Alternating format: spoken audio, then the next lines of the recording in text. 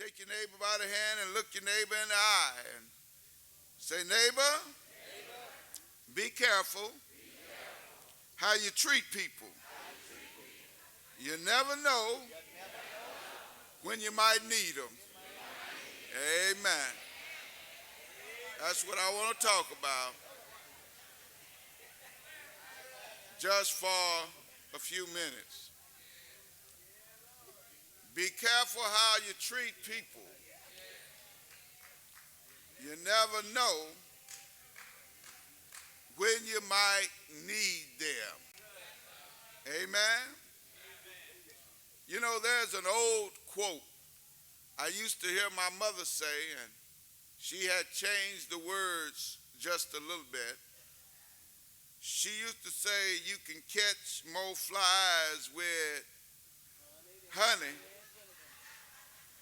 than you can that other stuff. But the quote actually goes on to say, you can catch more flies with honey than you can with vinegar. Write that down. You can catch more flies with honey than you can with vinegar. And that really means to us that when you learn how to treat people, you can win them to your favor. If you learn how to treat people right and learn how to be kind to folk and to love folk and to be a blessing to people, you can win them over more than you can with sour stuff, with stuff that hurts them and stuff that makes them feel less than who they really are. And you know, a lot of folk really think you can win folk over by mistreating folk. A lot of folk think that they can get their way with you by mistreating you and abusing you and causing you, amen, to feel pain when you are in their presence. Y'all know anybody like that? But I'm a firm believer that you can, if you really make it a conscious effort in life, and that ought to be all of our goal, is to try to win folk in life by loving them and doing what's right by people. You see, when you learn how to treat folk right, you really pave the way for your future. You can write that down. You can pave your way by how you treat folk. You can pave your way in life by learning to love your way through life and be kind to folk in life and do good to people in life, even if you don't like them. You can pave your way by how you treat people in life. You see, because God has put a law in place, and it's called the law of reciprocity. Amen. What goes around comes around. And what you put out there will come back to you. Yeah, there's a law. There's a real law in place. Look at somebody and say, there's a law in place. And it's called reciprocity. What you give out is what you get back. Anybody here ever witnessed that before? You gave out some love and got some love back. Yeah, you gave out some anger and got some anger back. You cussed somebody out and they cussed you out back. You ever been through that? You ever took a bad situation and that situation was volatile and you added a little sweetness to it? You added a little sugar to the mix. You added a little kindness to the mix. And all of a sudden the volatility went down. And before you knew it, you were communicating and everybody was understanding one another and kindness prevailed and love prevailed, and before you know it, you was hugging. Anybody ever been through that before? Yeah. What you put out there is what you get back, is the law of reciprocity. And then there is something that we all ought to remember, is that, yeah, you treat others the way you want to be treated. Now that's called the golden rule. Yeah, treat others. Write that down. Treat others the way you want to be treated. Amen. Because when you treat others the way you want to be treated, amen, whether they treat you right or not, God sees and knows. When you treat others the way you want to be treated, there is a divine power that goes into effect. That's why it's called the golden rule. Yeah, because there's a divine power that starts to work in your behalf, especially when you are treating others the way you want to be treated and they ain't treating you right. Y'all ain't gonna help me in here today. Especially when they have mistreated you. Especially when they have done things to you, yeah, that you were hurt by. You know, it's amazing when you can treat others the way you want to be treated and they haven't been kind to you. It takes a special kind of person. You see, because most of us, when folk mistreat us, we want to treat them bad back. Yeah, we want to do what we can do to hurt them back. But you know, there's an old saying that says, no act of kindness, no matter how small, goes unrewarded. That's Aesop. Write that down. No act of kindness, no matter how small, goes unrewarded. As a matter of fact, look at somebody and tell them that. No act of kindness, no matter how small, goes unrewarded.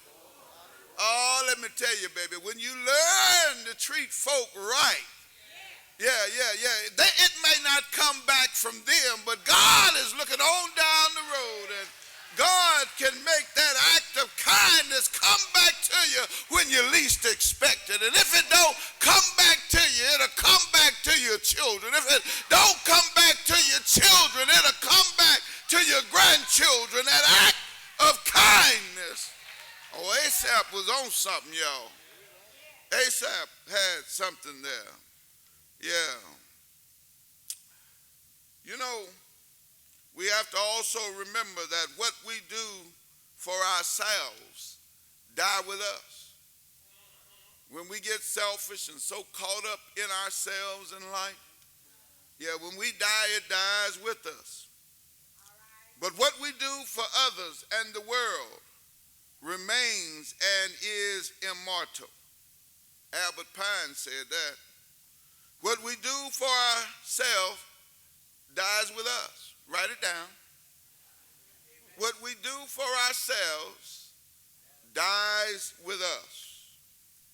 And what we do for others and the world remains and is immortal.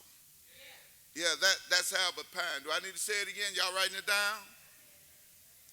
What we do for ourselves dies with us. And what we do for others and the world remains and is immortal. Albert Pine. You know, when I looked at this particular text, I thought about all of these statements and how they apply to the life of Joseph. We know how the story goes. God gave Joseph a dream. And because of his dream, he earned the hate of his brothers. They did everything they could to keep him down. But y'all heard me say last Sunday what God's got for you. is for you. And Joseph walked through everything that his brothers did to him. And then he got to Potiphar's house. And Potiphar's wife mistreated him. But what God has for you is for you. Yeah. And then he finds himself in prison behind Potiphar's wife's false accusations. And while in prison, he meets a baker and a butler. And the butler promised him, when I get out, I'm going to tell everybody about you and try to get you out of here. The butler forgot about him. Oh, what God has for you is for you. But then God had to touch Pharaoh.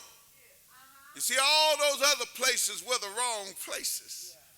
And a lot of times we find ourselves trying to get in places and others stop us, and we get mad about how others have treated us in our lives and what they have done to us to keep us from receiving the blessings that we thought we should have had. Oh, I can remember being a young athlete, being mad at the coaches because they didn't let me play. I can remember growing up and being mad when I applied for a job and I didn't get the job.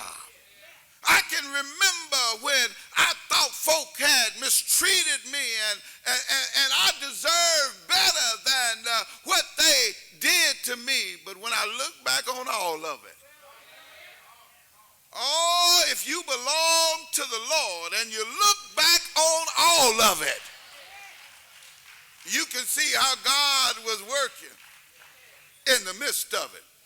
God has to tweak some stuff. See, I could have took some other churches that I felt like I was being called to, but if I'd have took those other churches, I may not have ever been here with y'all this morning. Hey, somebody else say, hey. Yeah. I can remember graduating from seminary, and I knew my theology. I knew a little Greek and a little Hebrew, and I felt like I was the best preacher going, and I applied for a church. And I felt like it was the right church for me. And I prayed. I said, God, let me know if this is the church for me. Show me, speak to me. And God said, it's the right church for you, and it's my desire that you go there. He said, but the people may not call you, and if the people don't call you, I'll let you plant a church. And I went up there and I preached my heart out. And I looked at all them bumpy folk that could support a ministry. And I said, yeah, I can lead them. And the folk didn't call me. And I was crushed. I was crushed. And I said, but God, you told me it was your will for me to go. And I forgot all about the second part. Because the second part was hard work. It wasn't what I wanted. I wanted a nice church, nice building already built, nice congregation already together. That was the easy road. But God also said, if they don't call you, I'll let you plant a church. And it wasn't long before I found myself with just 16 folk starting up a ministry here at Mesquite Friendship. Yeah. And I thought to myself, Lord, it would have been so much easier to went over there with them other folk. But the way to success, like I told you last Sunday, got some ups and downs, and sometimes you got to go through the struggles. You got to go through the hard time. In order to see your dreams fulfilled, you got to be willing to work in order to get your dreams fulfilled in life.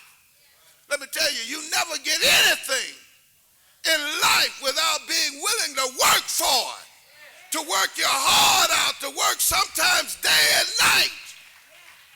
Oh, and I can remember after we started the church, just a few folk, we bought an old condemned building over on Franklin and Tripp. The city said you can get in it, but you got to fix it up, and you got a certain amount of time to fix it up. And you know how I am. I'm a clean freak. You come in my office, you see. And around the church, I believe in things being in place and in order.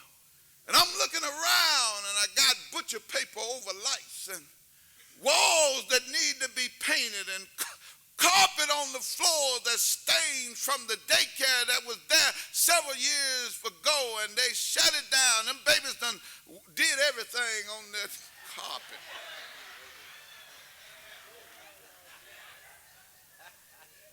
And I went and bought some used carpet, and one night I was laying the carpet by myself, and I was tired and weary after having worked all day, and about 12 o'clock midnight, I hadn't seen my wife and my children but just a few minutes, and I cried out to God. I said, God, you got to send me some help to build this ministry.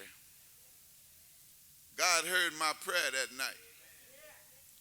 And it wasn't long before men and women who had a mind to work started coming and helping me build the ministry. But all of that happened because God put me in a position and took me through some struggles, took me through some hard times, took me through some difficulty. And some of y'all were right there with me, going up and down as we went. Sister Turner was there with me. And I know some nights she said, my husband had lost his mind down at that church. She called me, she said, you coming home? And I said, I'm almost through. I'll be there in a little bit. But I thank God for her patience. Yeah, but I want you to understand today that Joseph's way to success was not easy. It was hard. And anybody in here who wants to be successful in life, and God has showed you what he has for you, you got to realize it ain't going to be easy. It's going to be hard.